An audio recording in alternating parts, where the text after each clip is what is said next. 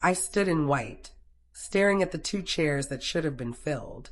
My name is Isabella Reed, 28 years old, and this was supposed to be my wedding day. My parents didn't come. They said it was trivial for someone like me, someone who never measured up, someone who was always at the bottom of their list. Instead, they flew off to Hawaii to celebrate my sister's engagement, raising glasses to her future under the tropical sunset. I saw it all on my phone, their laughter, their joy, their pride. Not a word from me. Nicole held my hand tightly while the music played on, and Michael's vows tried to anchor me. But I could still feel the sting. Humiliation seeped into every corner of that day. All the years of being invisible, the forgotten daughter, came crashing down in that single moment. The holiday cards they mailed to everyone always showcased Cheryl's face, her awards, her life. Mine was never there. And tonight, their absence was more than private. It was public, permanent, undeniable. Have you ever been abandoned on a day that should have been the most important in your life? If you have, I know the feeling. You are not alone. What made it worse was what came after. I grew up in Toledo, where appearances mattered more than honesty. Our house gleamed, our lawn was perfect, but my heart was always a shadow. Every holiday card was a list of Cheryl's triumphs, while I disappeared between the lines. My parents praised results, never effort, never heart.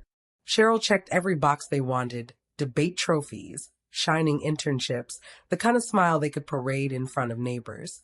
They called her the family's future, like it was a slogan rehearsed for perfection. I loved sketchbooks and ink-stained fingers. I loved waiting for buses with drawings tucked under my arm. Be practical, my father always said, already distracted, eyes elsewhere.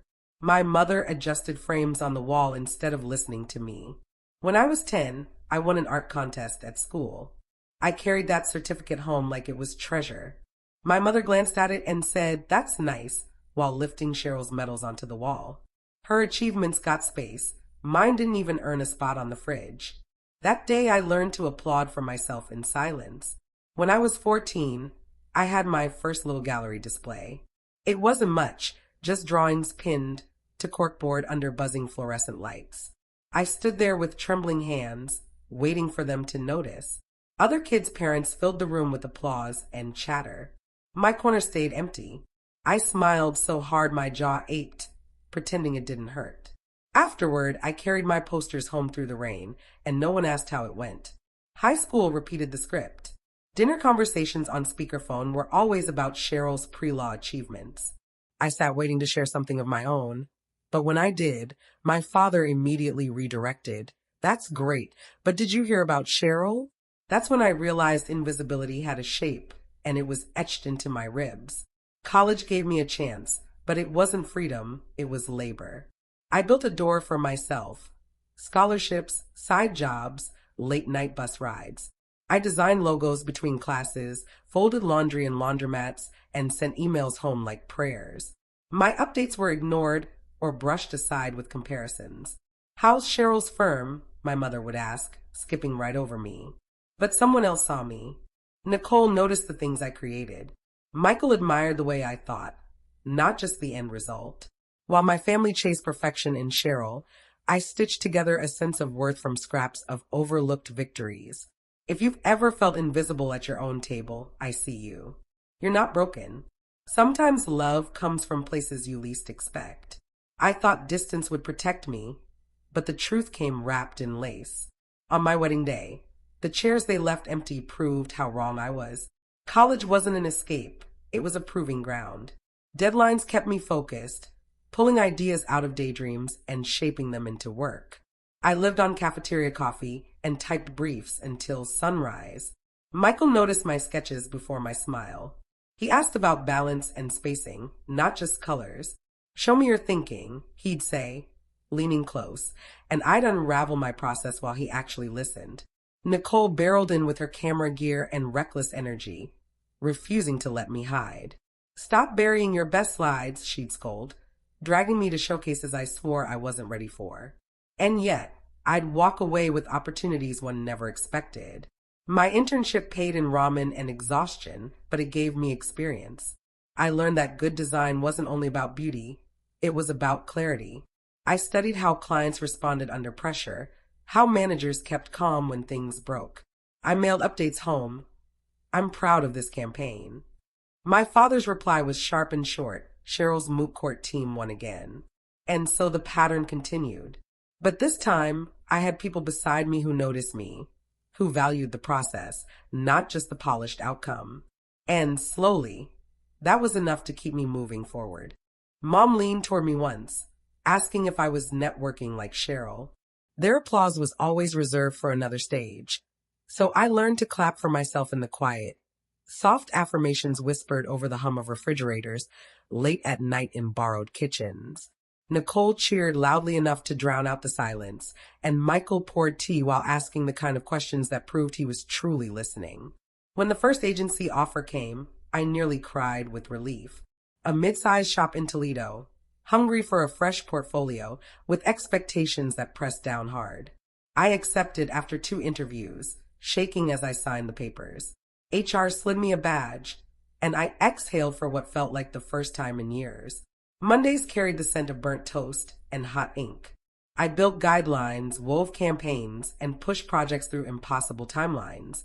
With every brief, the weight on my shoulders carved new lines of confidence. I stopped staring at the phone, waiting for voices that never came. Their silence became data, not prophecy. I counted deliverables instead of dinners. I taught myself how to decline requests without apology. Then the chance landed in my lap, a national retailer rebrand. 6 figures tied to a single deck, the stakes higher than anything I had touched before. I filled walls with thumbnails, bags, storefronts, billboards drawn in careful strokes.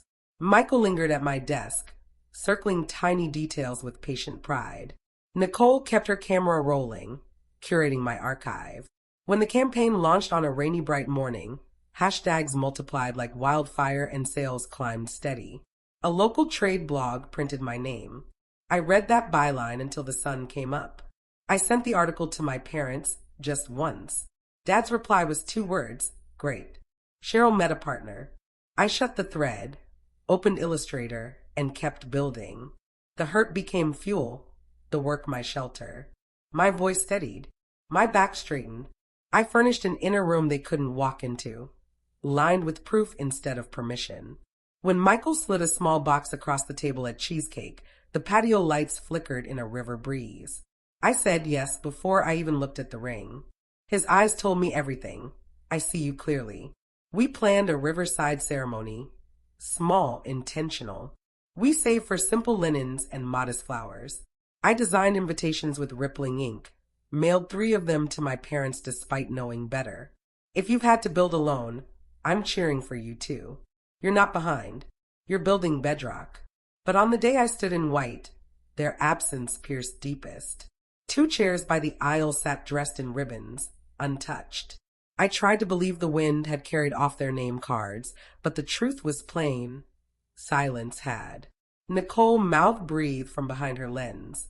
Michael's parents waved from across the patio, already waiting for their turn to dance. The quartet began a hymn I had known since childhood, and I walked forward, fabric whispering against the stone path. Michael's gaze found me. His hands didn't tremble, though mine did.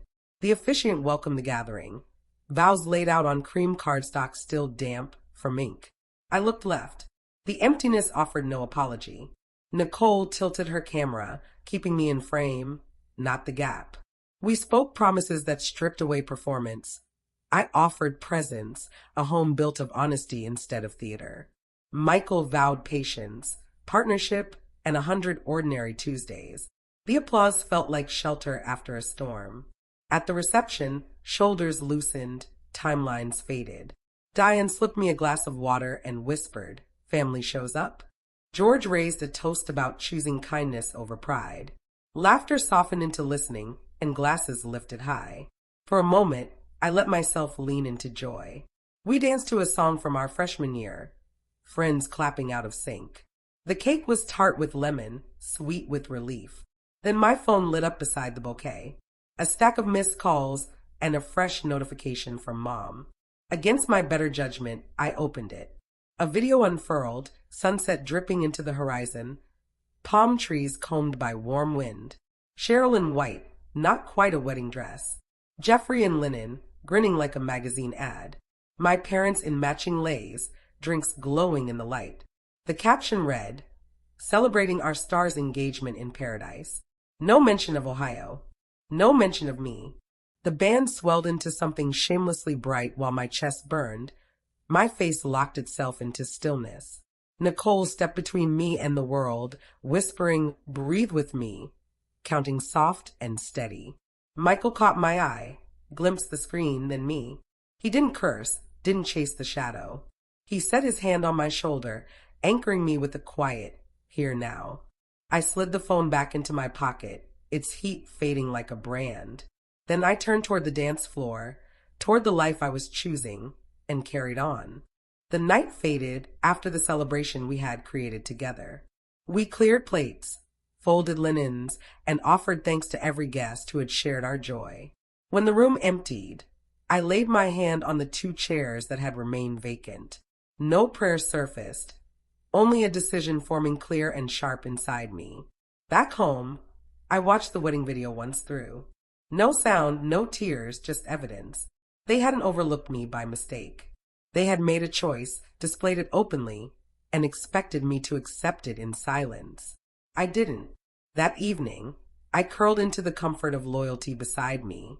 Morning brought nothing dramatic, only coffee, emails, and a wide, unbroken sky. I sat designing thank you cards for those who had stood with me, and with that came the design of a boundary. Michael placed a pen across the table, his smile saying more than words. "Write this as if it matters, because it does." 3 days later, my phone rang while I was rinsing dishes. I wiped my hands, answered, and heard my father's voice, measured and rehearsed. He spoke of an old loan, my college loan, that they claimed to have covered. He said it was time for me to help with Cheryl's wedding expenses. My grip on the glass tightened, but I kept my tone calm. "What loan?" I asked. He named a figure, $20,000 from my undergraduate years.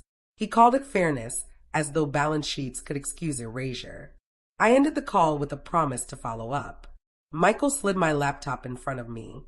I opened files, bank statements, payment confirmations, years of receipts. Every payment was mine alone. No cosigners, no family deposits, no revisions of history. Just me and the weight I had carried. I confirmed with the bank to be certain. Their records were clear. The loans had been paid in full, and no third party had ever contributed. I called him back. My voice did not shake. I told him the loans were settled, and they were settled by me. He tried to pivot, insisting families should support one another. He pressed that Cheryl's celebration mattered for the family as a whole. I reminded him who was absent when I married, whose words had dismissed my vows as trivial.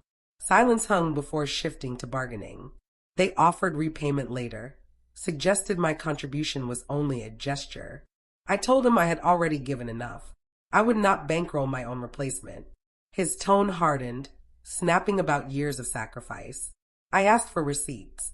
He had none to send because the story was false. That night, I opened a blank document titled Boundary. I wrote directly without decoration.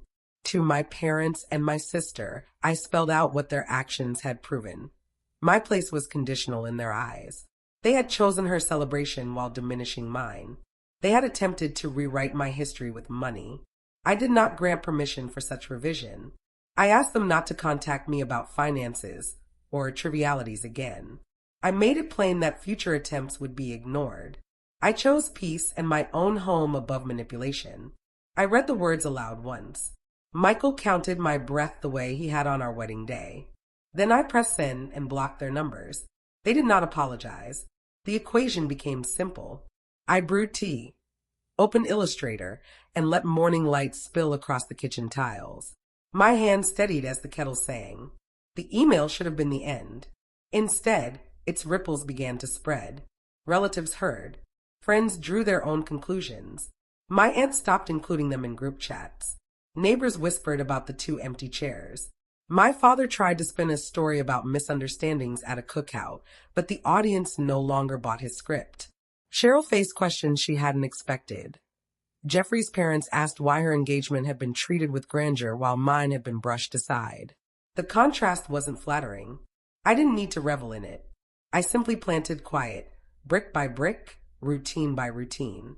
Tea in the mornings, walks at dusk, dinners unrushed. Silence shifted from punishment to choice. I began sleeping without replaying comparisons in my head.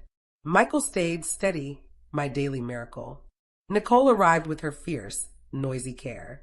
George and Diane welcomed me without tests or conditions. Mary's only demand was honesty. Slowly, I learned the discipline of receiving without proving myself first. Praise landed softly instead of raising suspicion. Love stayed. I framed our wedding photos above my desk, not as reminders of pain, but as proof of what endured. My work grew beneath a calmer sky. Clients came not because I begged, but because they trusted the integrity I had built. I learned to decline without apology. Boundaries sharpened both art and home. And then Emma came into the world, fierce and small. Her first cry washed away the last of the shame I had carried. Holding her, I knew something had settled forever. Family was no longer a birthright. It was action, a choice, a verb. Grief still visited sometimes through old photographs, but I let it come and go without reopening doors. Forgiveness did not equal access. Closure was a locked gate in the garden I built. To anyone who has lived through this kind of rewriting, know this: you are not alone. Sharing your clarity may be the courage someone else needs tonight. My name is Isabella Reed, wife, mother, artist, whole. I chose this life, and it chose me back. If they ever knock again, the garden stays closed. The goodbye has already been spoken. If my story reaches you, share it with someone who needs to hear it. Sometimes one person's boundary becomes another person's beginning.